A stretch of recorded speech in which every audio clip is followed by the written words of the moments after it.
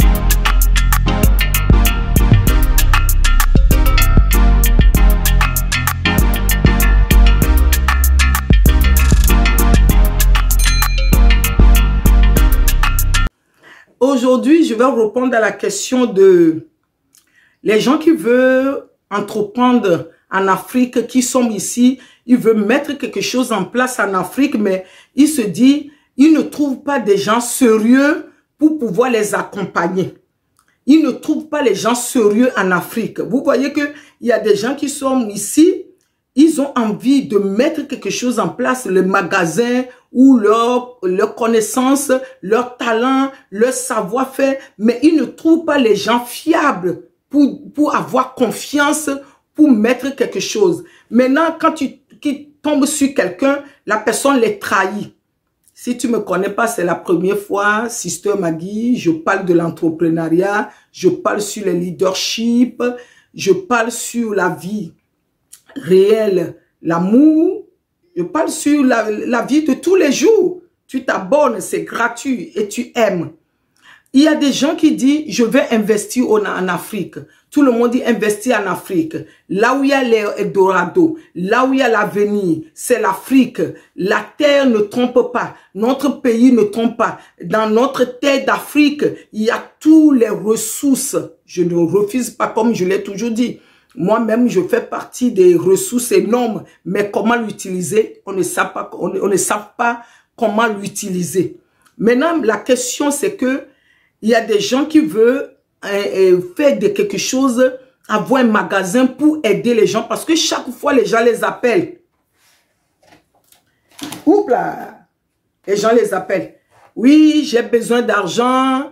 J'ai des problèmes de santé, j'ai telle personne, voilà, j'ai l'argent que tu m'as donné, je veux vendre, les gens ne payent pas, et j'ai eu des dettes, j'ai besoin. Mais ici en France, il faut travailler dans le froid, dans le quoi. Le travail est pénible, il faut supporter les collègues, il faut supporter les patrons, il faut supporter, il faut. Maintenant, la personne envoie, on bouffe, on mange. La personne envoie, on mange. Maintenant, la question m'a été posée, comment elle va faire? Parce qu'elle a envie de créer le magasin. Elle a envie parce que elle a trouvé quelqu'un elle est coiffeuse, elle veut faire un magasin. Parce que toi, comment tu as fait? Moi, ma réponse, c'est ça. Moi-même, je me suis beaucoup trahi au pays. Oui, parce que comme si tu es sur ma chaîne, tu me connais très bien.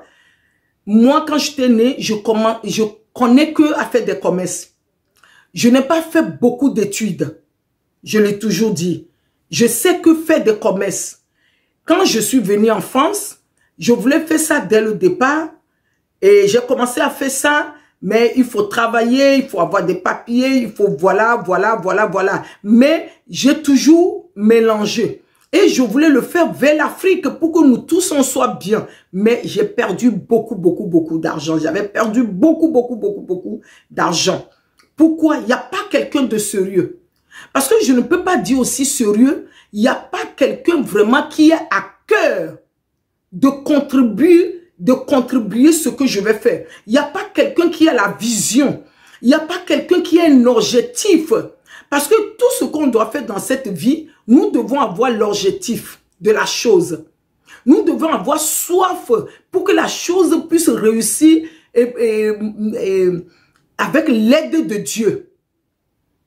Maintenant, moi, ce que je conseille aux gens, avec mon expérience que j'avais eue, si tu veux faire un magasin, parce que la personne qui est là-bas, qui veut faire l'affaire avec toi, il faut que la personne te fasse un projet.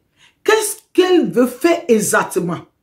Ce projet-là, il faut que vous l'analysez à deux. Vous voyez le pour et le contre. Maintenant, si c'est un magasin, tu mets le magasin en place, les choses sont dans les magasins, il faut que tu connais le nombre d'articles que tu as envoyés.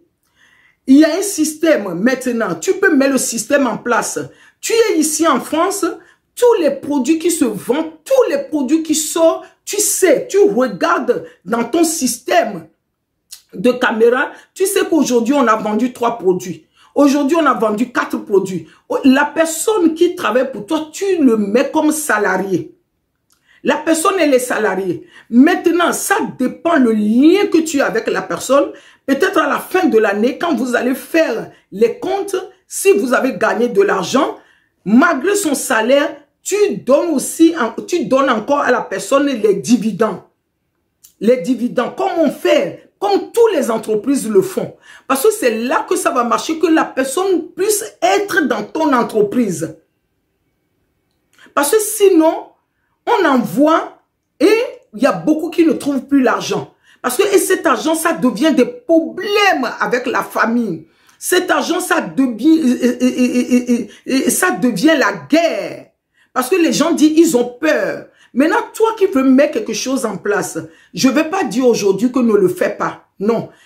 Parce qu'on tombe, comme je l'ai dit toujours, on peut se relever. Quand on tombe, les justes tombent, mais les justes se relèvent.